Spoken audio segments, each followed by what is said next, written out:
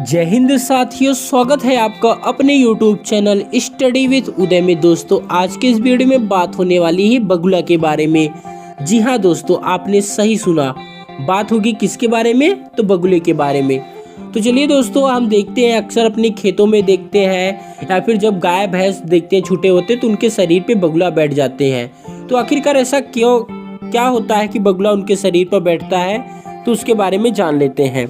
दोस्तों, यह एक प्रकार का सहजीवी संबंध है जिसमें दोनों को फायदा होता है, बगुला को भी और मवेशी को भी। मवेशी यानी कि गाय भैंस जैसे हो गए, क्योंकि दोस्तों जो कीड़े मकोड़े होते हैं ये क्या करते हैं, जब पशु चरते हैं तो वहां से उड़ते हैं और जिनको बगुला पकड़ के क्या करता है, खा जाता है।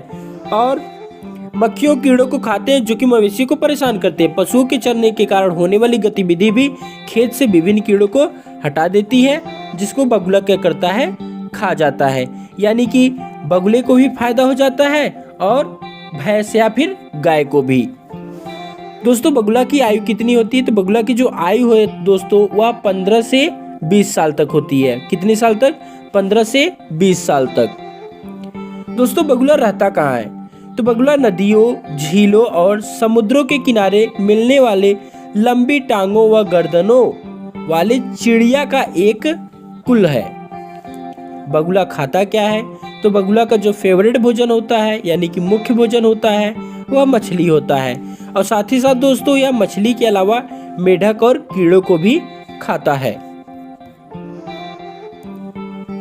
दोस्तों, बगुला को इंग्लिश में क्या कहा जाता है? तो बगुला को इंग्लिश में हेरॉन कहा जाता है। क्या कहा जाता है?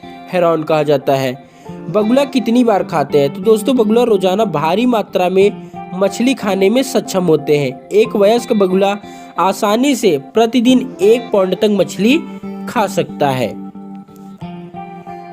क्या बगुला शिकार के पक्षी हैं? तो दोस्तों जैसा कि आपको पता होगा, जो पक्षी शिकार करते हैं उन्हें शिकारी पक्षी कहा जाता है। तो क्या बगुला भी उनमें आता है? तो दोस्तों शिकारी पक्षी शब्द को सैद्धांतिक रूप से उन सभी पक्षियों को शामिल करने के लिए लिया जाता है जो सक्रिय रूप से शिकार करते हैं और अन्य जानवरों को खाते हैं। पक्षी विज्ञानी आमतौर पर इस पृष्ठ में पालन की जाने वाली संकीर्ण परिभाषा का उपयोग करते हैं, जिसमें सारस, बगुले, गल, स्कुआ, पेंगुइन दोनों तरह के शिकारियों को शामिल नहीं किया गया है। दोस्तों, बगुला की चोंच लंबी क्यों होती है? तो बगुला की चोंच लंबी होती है क्योंकि वे मछलियों को पानी के अंदर से पकड़ लेते हैं। पानी के आसपास रहने वाले पक्षियों की चोंच भी इसी तरीके से होती है जैसे कि बगुला का होता है। वे उससे कीचड़ में रहने वाले कीड़ों व अन्य जीवों को पकड़कर बाहर निकाल लेते हैं। बात की जाए गौरैया की चोंच की, तो गौरैया की जो चोंच होती है छोटी होती है, नुकीली होती है, जिससे उसे अनाज के दानों को छीलने और फाड़ने में सहायता मिलता है। दोस्तों, बगुले को पानी कैसे मिलता है? तो बड़े नीले बगुले अपनी चोंच से पानी भरकर और पीने के लिए अपने सिर को पीछे झुकाकर पानी प्राप्त करते हैं। बड़े नीले बगुले जलीय आवासों में रहते हैं और लगभग अपने पूरे जीवन के लिए पानी से घिरे रहते हैं। दोस्तों, हंस और बगुले में क्या अंतर होता है?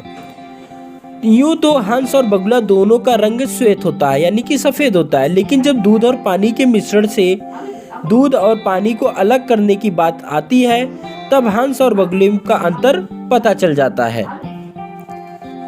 दोस्तों, बगुला बहुत ही चालाक पक्षी है। यह बड़ी ही चालाकी से पानी में मछलियों को पकड़ लेता है।